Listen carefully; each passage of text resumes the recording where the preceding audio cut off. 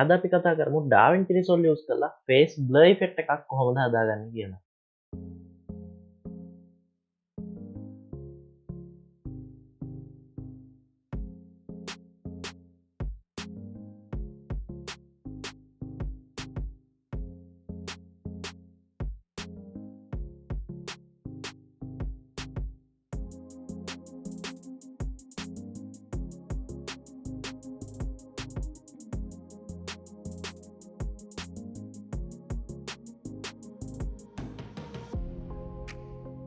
ඉතින් documentary type එකේ video editor කෙනෙක් වෙන්න පුළුවන්. එහෙමත් නැත්නම් ඉන්ටර්වියු වගේ දේවල් එඩිට් කරන්න වෙන්නත් පුළුවන්. ඒ වගේම ටීවී නිවුස් වලට වීඩියෝ එඩිට් කරන කෙනෙක් වෙන්න පුළුවන්. ඉතින් මේ ටයිප් එකේ වීඩියෝ එඩිට් කරද්දී සමහර වෙලාවට ඔයාලට සිද්ධ වෙනවා ඔයාලගේ වීඩියෝ එකේ ඉන්න සමහර සබ්ජෙක්ට් වල එහෙම නැත්නම් මොකක් හරි ඔබ්ජෙක්ට් එකක ඩෙන්ටිටි එක ඔයාගේ වීඩියෝස් බලන කෙනාට හයිඩ් කරන්න. ඉතින් මෙන්න මේ වගේ වෙලාවට තමයි අපි ෆේස් බ්ලර් ඉෆෙක්ට් යූස් කරන්නේ. එහෙම නැත්නම් ඔබ්ජෙක්ට් බ්ලර් ඉෆෙක්ට් යූස් කරන්නේ. ඉතින් අද වීඩියෝ එකෙන් අපි කතා කරමු ඩාවින්චි රිසෝල්ව් යූස් කරලා බොහොම ලේසියෙන් එක කරගන්නේ කොහොමද කියලා. ඔයා තාමත් අපේ channel එක subscribe කරලා නැත්නම් පහළ තියෙන subscribe button එක click කරගෙනම අපි යමු වීඩියෝ එකට.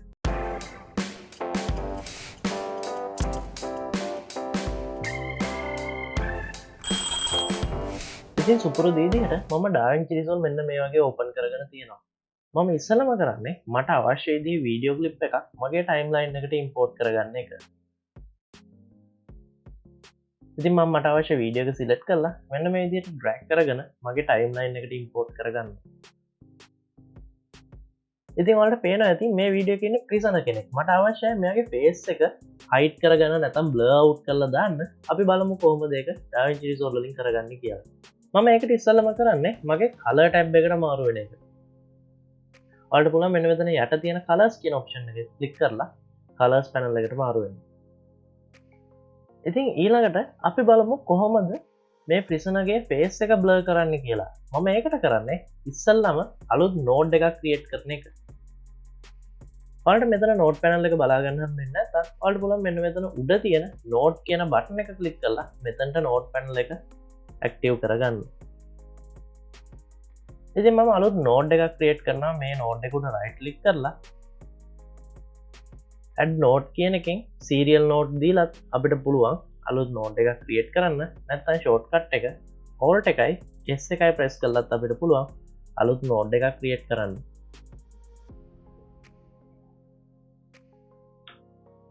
ඉතින් මම මේ විදිහට හදාගත්ත අලුත් නෝඩ් එක රීනේම් කරගන්නවා. රයිට් ක්ලික් කරලා නෝඩ් ලේබල් කියන ඔප්ෂන් එකෙන් ෆේස් බ්ලර් කියලා.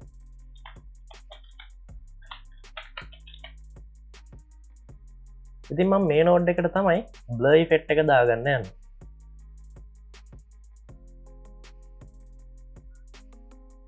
ඉතින් අපි බලමු කොහොමද මේ වීඩියෝ ක්ලිප් එක බ්ලර් අවුට් කරගන්න කියලා. මම ඉස්සෙල්ලාම යනවා මගේ ඉෆෙක්ට් පැනල් එකට. ඔයාලට මෙතන ඉෆෙක්ට් පැනල් එක හම්බ වෙන්නේ නැත්නම් ඔයාලට පුළුවන් මෙන්න මෙතන තියෙන ඉෆෙක්ට් කියන ඔප්ෂන් එක ක්ලික් කරලා ඉෆෙක්ට් පැනල් එක enable කරගන්න.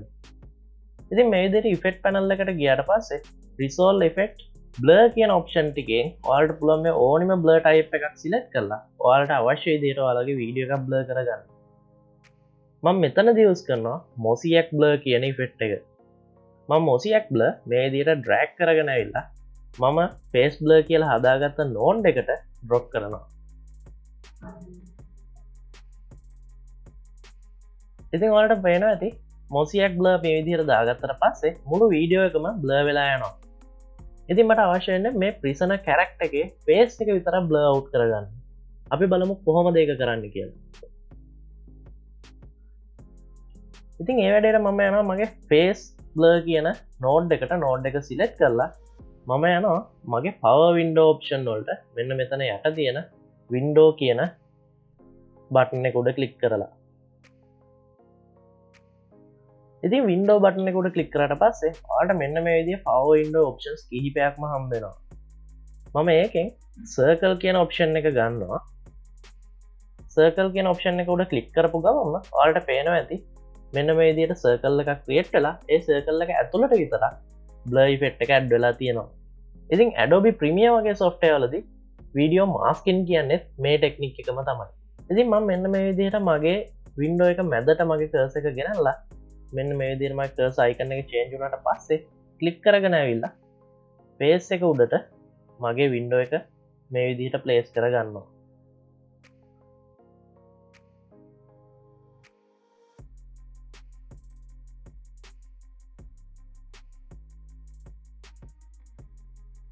ඉතින් මේ විදිහට හදාගත්තට පස්සේ අපි බලමු මේ වීඩියෝ එක ප්ලේ කරලා අපිට මොන වගේ අවුට්පුට් එකක්ද හම්බෙලා තියෙන්නේ කියලා. මම Ctrl F press කරලා මේකේ full preview එකක් ගන්නවා.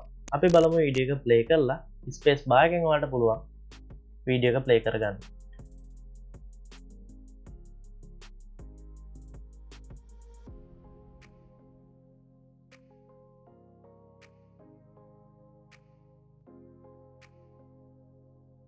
ඉතින් ඔන්න ඔය විදිහට අපිට පුළුවන් power window සහ mosaic blur කියන effect use කරලා මෙන්න මේ වගේ face blur එකක් කරගන්න. අපි ඊළඟට බලමු camera movement එකක් තියෙන subject එකක් එහෙම නැත්නම් object එකක් කොහොමද blur out කරගන්නේ කියලා. ඉතින් මම ඒකට මෙන්න මේ video clip එක drag කරගෙන ආවිල්ලා timeline එකට import කරගන්න. කලින් වගේම මම ඊළඟට යන්නේ මගේ color tab එකට. color tab එකට ගිහිල්ලා කලින් වගේම Alt එකත් එක්ක S අකුර press කරලා අලුත් node එකක් create කරගන්නවා. ඊට පස්සේ කලින් වගේම mosaic blur කියන effect එක මෙන්න මේ විදිහට මගේ video clip එකේ අලුත් node එකට add කරගන්නවා. අපි මේ node එක rename කරගමු face blur කියලා. right click කරලා node label කියන option එකේ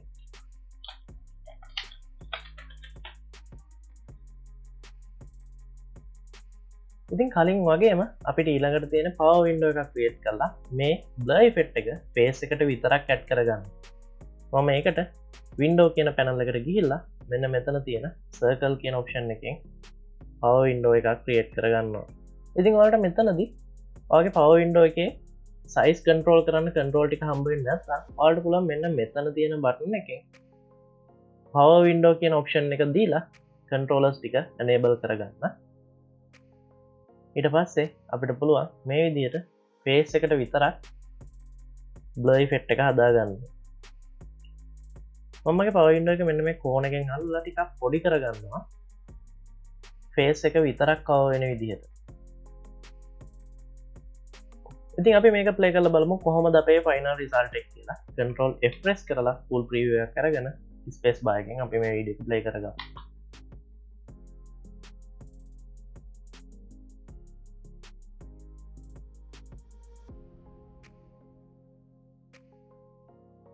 ඉතින් ඔයාලට පේන්නේ නැති කලින් වීඩියෝ එකේ වගේ නෙමෙයි කැමරා මූවමන්ට් එක ඒ වගේම ෆේස් එකේ මූවමන්ට් එක වැඩි හින්දා සමහර තැන්වලදී අපේ බ්ලර් එක ෆේස් එකෙන් එළියට යනවා. ඉතින් අපි බලමු power window tracking use කරලා කොහොමද මේ ප්‍රිසන් එකේ මූණට බ්ලර් effect එක frame by frame track කරගන්නේ කියලා. ඉතින් මම ඉස්සෙල්ලාම මගේ වීඩියෝ ක්ලිප් එකේ මුලටම මේ විදිහට play head එක ගෙනියනවා. ඊට පස්සේ මෙන්න මෙතන තියෙන tracker කියන option එක උඩ click කරලා මම tracker panel එක open කරගන්න. ඉතින් ඔයාලට පුළුවන් tracker window එකට ගිහිල්ලා පුංචි step කිහිපයක් use කරලා මේ වීඩියෝ එකේ ප්‍රිසන් එකේ face එක track කරගන්න. අපි බලමු කොහොමද ඒක කරගන්නේ කියලා. ඉතින් මම ඉස්සෙල්ලාම කරන්නේ මෙන්න මෙතනින් clip කියන option එකට change වෙන එක. clip කියන option එකට change වෙලා මම මෙතන තියෙන 3D කියන option එකේ තියෙන tick එක අයින් කරගන්නවා. ඒ වගේම rotation කියන tick එකත් මම අයින් කරගන්නවා. මට අවශ්‍ය මේ වීඩියෝ ක්ලිප් එකේ පෑන් එක ටිල් එක සහ සූම් එක විතරක් ට්‍රැක් කරගන්න. මේ විදිහට හදාගත්තට පස්සේ මම කරන්නේ මෙන්න මෙතන තියෙන track forward කියන බටන් එක උඩ එකපාරක් ක්ලික් කරන එක. ඊට පස්සේ ඔයාලට බලා ගන්න පුළුවන් මෙන්න මේ විදිහට frame by frame ඔයාලගේ window එක track වෙනවා. ඉතින් අපි බලමු අපේ final output එක කොහොමද කියලා. control එකත් එක්ක F press කරලා වීඩියෝ එක play කරලා.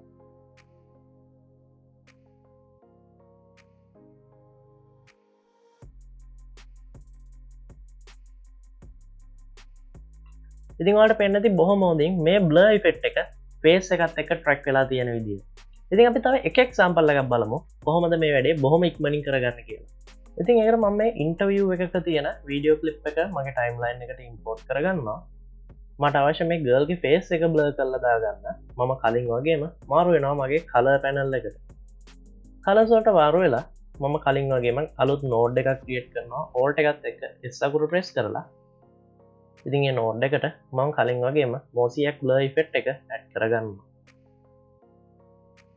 ඊට පස්සේ අපි යමු පවර් වින්ඩෝ වලට. පවර් වින්ඩෝ වලින් මෙතන සර්කල් කියන ඔප්ෂන් එක ක්ලික් කරලා පවර් වින්ඩෝ එකක් ක්‍රියේට් කරලා මම මේක මේ ගර්ල්ගේ ෆේස් එකට මැච් වෙන විදිහට රීසයිස් කරගන්නවා.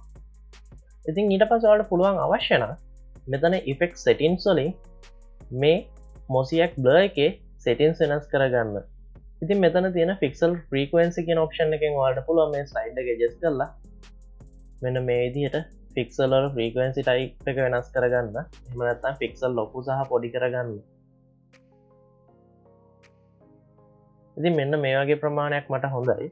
මම මේ විදිහට තියාගෙන අපි යමු ඊළඟට අපේ ට්‍රැකර් පැනල් එකට කොහොමද මේ වින්ඩෝ එක ට්‍රැක් කරගන්න කියලා බලන්න. ඉතින් මම මෙතනින් ට්‍රැකර් කියන ඔප්ෂන් එකට මාරු වෙනවා. ට්‍රැකර් වලට මාරු වෙලා මම කලින් වගේම ක්ලිප් කියන ඔප්ෂන් එක සිලෙක්ට් කරනවා. ක්ලිප් කියන ඔප්ෂන් එක සිලෙක්ට් කරලා 3D rotate කියන ටික් දෙක මම අයින් කරගෙන track forward කියන බටන් එක උඩ එකපාරක් ක්ලික් කරනවා.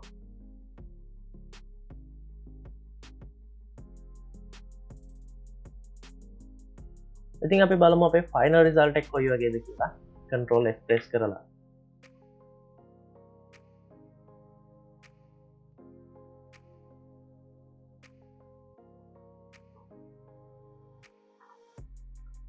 ඉතින් අද වීඩියෝ එකෙන් කතා කරේ අපි ඩොකියුමන්ටරි ටයිප් එහෙම නැත්නම් නිවුස් එඩිටින් ඒ වගේම ඉන්ටර්වියු වගේ දේවල් එඩිට් කරද්දී ඔයාලට අවශ්‍යම වෙන ඉෆෙක්ට් එකක් ගැන. ඉතින් අද වීඩියෝ එකනොත් ඔයාලා අලුත් දෙයක් ඉගෙන ගත්තා නම් අපේ channel එක අනිවාර්යෙන් subscribe කරන්න. ඒ වගේම bell icon එකත් click කරන්න. ඔයාලට අපේ notifications ඔයාලගේ ළඟටම ගෙන්න ගන්න ඕනේ නේද? ඒ වගේම අපිව social media වල follow කරන්නත් අමතක කරන්න එපා. ඉතින් මේ වගේම අලුත් දෙයකින් අපි ආයෙත් හම්බෙමු. ඔයාලට සුබ දවසක්.